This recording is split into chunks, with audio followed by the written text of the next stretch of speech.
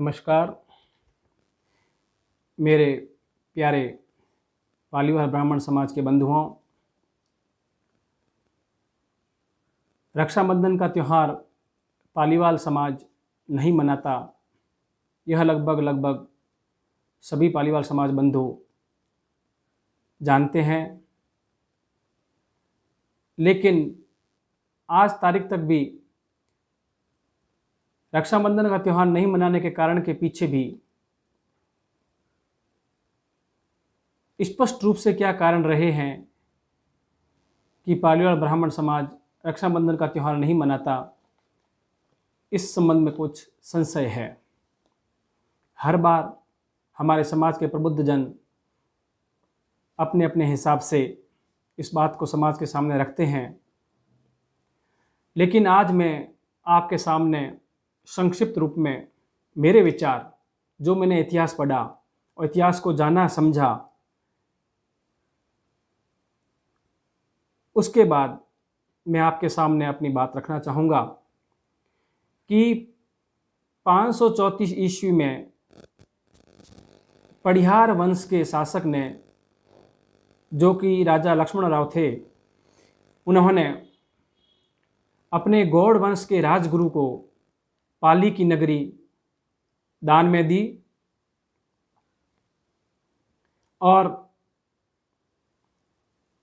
उसके बाद से ही पालीवाल ब्राह्मण समाज के लोग पाली नगर में रहने लगे। उनके भाई बंद रिश्तेदार भी वहाँ आकर रहने लगे और अपने पुरुषार्थ के बल पर वे संपन्न हुए। पाली में पालीवाल समाज के लोग अपनी समृद्धि के चरम पर थे, कर्मकांडी थे, विद्वान थे। पाली छोड़ने से पहले सभी पालीवाल ब्राह्मण रक्षाबंधन का त्यौहार मनाते ही होंगे, ऐसा मानना चाहिए।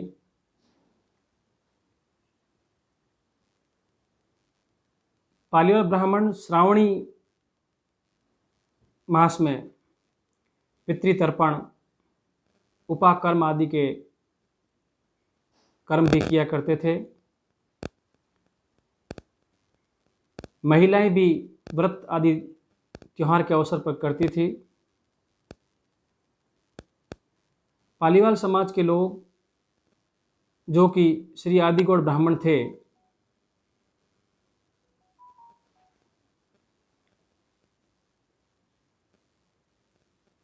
उनकी समृद्धि के चर्चे पूरे भारत में थे। उस समय लगभग सभी आक्रांता जो भी भारत पर आक्रमण करते थे, उनका एक मुख्य उद्देश्य था धन लोलुपता, लूटपाट करते और वे अपने चले जाते।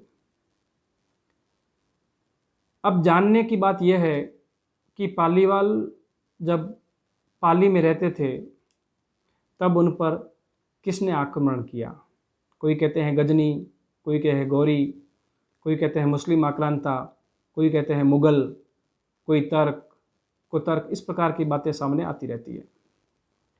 पहले तो मैं ये बता दूं कि इतिहास को अपन पढ़ेंगे तो हमें जानकारी होगी कि 1030 ईस्वी के लगभग गजनी और गौरी का शासन रहा और पाली वालों ने पाली का परित्याग किया 1292 ईस्वी के लगभग, विक्रम संवत 1348 में। अब अपन बात करें मुस्लिम साम्राज्य की, तो वो 1175 से 1206 ईस्वी तक भारत में रहा। उसके बाद हम बात करें मुगल साम्राज्य की, तो वह 1526 ईस्वी से शुरू हुआ और मुगल साम्राज्य का संस्थापक रहे बाबर। हम बात करते हैं कि पालीवाल समाज पाली में कब से रहे, तो इतिहास पढ़ने से हमें जानकारी मिलती है कि वह 6ठी सदी से 1036 ईस्वी के बीच जो परिहार वंश के शासक थे, उनके द्वारा पाली जब गौड़ ब्राह्मणों को दान में दी गई, तब से वहाँ रहना उन्होंने शुरू किया। अब परिहार वंश के बारे में अपन संक्षिप्त जानकारी लें तो इतिहास में जानकारी मिलती है कि भगवान श्री राम के छोटे भाई लक्ष्मण, उनके वंशज ही परिहार वंश या अपभ्रंश पड़िहार वंश के शासक कहलाए। सूर्यवंशी लक्ष्मण के वंशज लक्ष्मण राव ने ये पालीवाल ब्राह्मणों को अपने गुरु को दान में दक्षिणा में दी, और बताया जाता है कि ऐसा शिलालेख लखनऊ के संग्रहालय में आज भी मौजूद है। उसे हम देख तो नहीं पाए, लेकिन इतिहास में ऐसा बताया जाता है। और परिहार वंश के शासकों के बारे में, लक्ष्मण के वंशज थे, इस बारे में भविष्य पुराण आदि ग्रंथों में भी उल्लेख मिलता है। अब हम बात करते हैं कि परिहार वंश का शासन कहाँ रहा। पाली में रहा, जोधपुर के पास मंडोर में रहा, इनका मुख्य स्थल है जालोर के पास, और जैसलमेर का छायण गांव भी इनका बहुत बड़ा गांव रहा है। हम वापस चलते हैं पाली नगरी में पालीवालों के इतिहास पर। तो पालीवाल जब वहाँ शासन करते थे, उनको खूब लूटपाट होती थी, तब उन्होंने राठौड़ वंशज सिंहा से आग्रह किया कि पाली की सुरक्षा के लिए आप यहाँ रहें। वो कन्नौज से बाहर परिस्थितिवश काशी की तरफ जाने वाले शासक थे। फिर उन्होंने पालीवालों के आग्रह पर पाली का शासन स्वीकार किया। उनके बेटे आस्थान ने भी वहाँ शासन किया। इसी दरमियान जब गुलाम वंश का शासक शमशुद्दीन, जो अंतिम शासक था गुलाम वंश का, उसको मारकर जलालुद्दीन खिलजी ने 70 वर्ष की आयु में दिल्ली पर खिलजी वंश की स्थापना की। जलालुद्दीन खिलजी का शासन 1290 से 1296 ईस्वी के मध्य रहा। 1291-92 के लगभग वह मंडोर पर, रणथंभौर आदि मारवाड़ के इलाकों में आक्रमण करने के लिए आया। इसी दरमियान उसने पाली नगर पर आक्रमण किया, उनको लूटा। लगभग ये श्रावणी मास का ही महीना था। पालीवाल ब्राह्मण उससे जूझते, राव सिंहा ने भी उनसे लड़ाइयाँ की, राव आस्थान ने भी लूट। जलालुद्दीन खिलजी के आक्रमण के समय राव सिंहा का शासन था, आस्थान भी था। ये वीर गति को प्राप्त हुए। पालीवाल ब्राह्मण समाज के लोगों ने भी जलालुद्दीन खिलजी के आक्रमणकारियों से युद्ध किया, वीर गति को प्राप्त हुए। बताया जाता है कि इस युद्ध में पालीवाल ब्राह्मण समाज के लोगों ने अपने धर्म और जाति की रक्षा के लिए बलिदान दिया। वीर गति को प्राप्त होने वाले ब्राह्मणों की 9 मन जनेऊ और विधवा माता बहनों का 84 मन हाथी दांत का चूड़ा उसमें उतरा, जो आज के पाली शहर में धौला चौतरा नामक कुएं में जमींदोज किया गया ताकि अपवित्र नहीं हो सके। वहीं से थोड़ी दूर बाद सोमनाथ का मंदिर भी है। बताया जाता है कि यह गुजरात से लाकर पाली वालों ने ही इस सोमनाथ मंदिर की स्थापना की। अब बात आती है कि पालीवाल ब्राह्मणों ने पाली का परित्याग कब किया।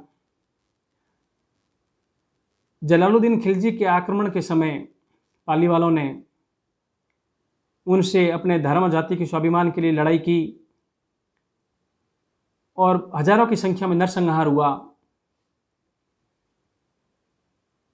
पाली वालों को वहाँ से भगाने के लिए, लूटपाट करने के लिए आक्रमणकारियों ने वहाँ के पेयजल स्रोतों में गोवंश को मार कर डाला, जिससे वह पीने का पानी अपवित्र हो गया।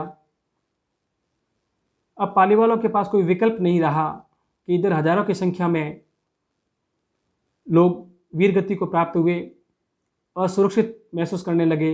उनका जो शासक था आस्थान, उनसे पहले राठौड़ सिंहा भी वीरगति को प्राप्त हो गए। तो अब प्रश्न आया सुरक्षा का।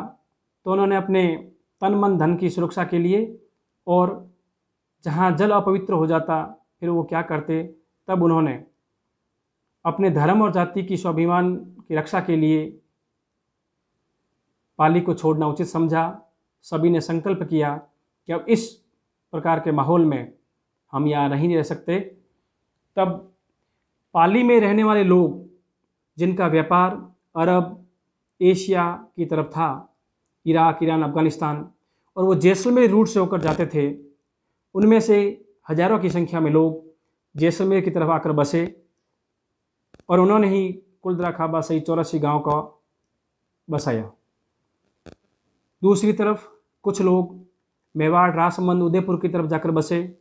उसमें से ही कुछ लोग गुजरात की तरफ जाकर बसे और उसमें से ही कुछ लोग MP, UP, महाराष्ट्र की तरफ जाकर भी बसे। पाली से जो भी व्यक्ति उस रक्षाबंधन के दिन निकला वो सभी पाली वाले लोग पालीवाल ब्राह्मण लगाते हैं। जो ब्राह्मण है उसने पालीवाल ब्राह्मण लिखा, चाहे वो ब्राह्मण किसी वर्ग का, किसी भी श्रेणी का रहा हो, श्रीमाली हो, जोशी हो, गौड़ हो, श्री आदि गौड़ हो, औदिच्य हो, चाहे कोई भी हो, सभी ब्राह्मणों ने पालीवाल लिखा, पाली वाले ब्राह्मण कहलाए। उसी दिन हमारे साथ रहने वाले लोग महाजन जो व्यापार का काम करते थे वो महाजन पालीवाल कहलाए। वो भी प्रतापगढ़, चित्तौड़गढ़, इंदौर, रतलाम के क्षेत्र में रहते हैं। कुछ गुजरात चले गए। हमारे साथ जो दर्जी, नाई, अन्य जातियाँ रहती थी वो भी पालीवाल लिखते हैं और इनकी संख्या भी हजारों में आज भी भारतवर्ष में है। रक्षाबंधन के दिन हमारे पूर्वज शहीद हुए, माताएं विधवा हुई, ये हमारे लिए दुख का दिन था। हम हर्ष कैसे कर सकते हैं, त्यौहार कैसे मना सकते हैं? आज भी यदि किसी त्यौहार के दिन किसी घर में गमी होती है, दुख आता है, तो वह उस त्यौहार के दिन उनकी याद में दुखी हो जाता है और उसको हर्षोल्लास के साथ नहीं मना सकता। वैसे ही जब संपूर्ण पालीवाल समाज के पूर्वज उस दिन बलिदान, वीरगति को प्राप्त हुए, उन्होंने बलिदान दिया अपने जाति और धर्म की रक्षा के लिए, तो स्वाभाविक रूप से उसके बाद पालीवालों ने रक्षाबंधन का त्यौहार नहीं मनाया और अपने पूर्वजों के याद में तर्पण किया, उनको याद किया, प्रभु स्मरण किया। और आज भी हम कहते हैं कि रक्षाबंधन के दिन अपने पूर्वजों को याद करना चाहिए, तर्पण करना चाहिए, ताकि उनकी आत्मा को शांति मिले, और अपने जाति का इतिहास नई पीढ़ी के सामने भी रखना चाहिए। यह सत्य है कि जिस जाति ने अपने इतिहास को भुला दिया वो जाति इतिहास के पन्नों में सिमट कर रह जाती है। इसलिए प्रत्येक परिवार के मुखिया का दायित्व है कि अपने आने वाली पीढ़ी को अपने इतिहास से अवगत कराए। आज मैं ये गर्व से कह सकता हूँ कि मेरे पालीवाल समाज के लोगों ने, पदाधिकारियों ने, प्रबुद्ध जनों ने काफ़ी प्रयास किए और जैसलमेर में जब 2013 में अखिल भारतीय सम्मेलन पालीवाल समाज भवन के उद्घाटन के अवसर पर आयोजित किया, उस समय आह्वान किया था कि 2014 में हम पूरे भारतवर्ष के लोग मिलकर अपनी उद्गम स्थली पाली में भागवत कथा का आयोजन करेंगे, ताकि पूर्वजों की आत्मा को शांति मिल सके, मोक्ष मिल सके। तत्पश्चात पूरे भारत के लोगों के सहयोग से विशाल स्तर पर भागवत कथा का आयोजन किया गया। उसके बाद पाली नगरी में पाली वालों की एकता के प्रतीक पालीवाल धाम का निर्माण कराया जाना प्रस्तावित किया गया और खुशी है कि आज वह पालीवाल धाम, पालीवाल समाज का तीर्थ पाली में विकसित हो रहा है। 5 से 7 करोड़ रुपए लगाकर वहाँ धर्मशाला और मंदिर का निर्माण करवाया जा रहा है, ताकि पूरे भारत के लोग एक जगह एकत्रित हो सके, अपने पूर्वजों को याद कर सके। इस संबंध में मैं यह भी कहना चाहूँगा कि अब सही है या गलत ये आपको निर्णय करना है, लेकिन मेरा विचार है रुक्मिणी माता का मंदिर वहाँ बनाया जा रहा है, माँ लक्ष्मी का अवतार है, अच्छी बात है।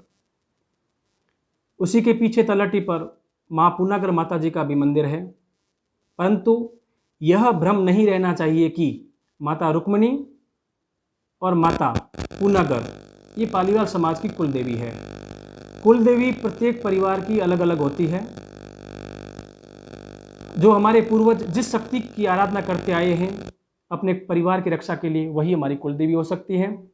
और वैसे मत्स्य पुराण में हमारी 24 कुल देवियाँ बताई गई है, और यदि हमारे 12 गोत्र हैं तो उनकी 12 देवियाँ, कुल देवियाँ कौन होगी, वो मत्स्य पुराण में है।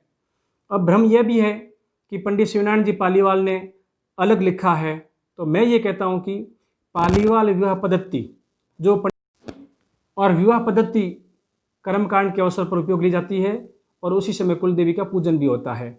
उन्होंने भी अपनी पुस्तक में कुल देवियाँ बताई है। अब मेरा कहना यही है, यदि किसी गोत्र में अपने अपने गोत्र के हिसाब से पूर्वज कुल देवी का पूजन करते हैं, उन्हीं को मानना चाहिए, किसी भी भ्रम में नहीं रहना चाहिए। और यदि किसी को पता नहीं है तो मत्स्य पुराण या पालीवाल विवाह पद्धति में जो जिस गोत्र की कुल देवी बताई गई है उनको श्रद्धापूर्वक उनकी पूजा अर्चना करें और अपने परिवार की कुल की रक्षा के लिए प्रार्थना करें। नमस्कार।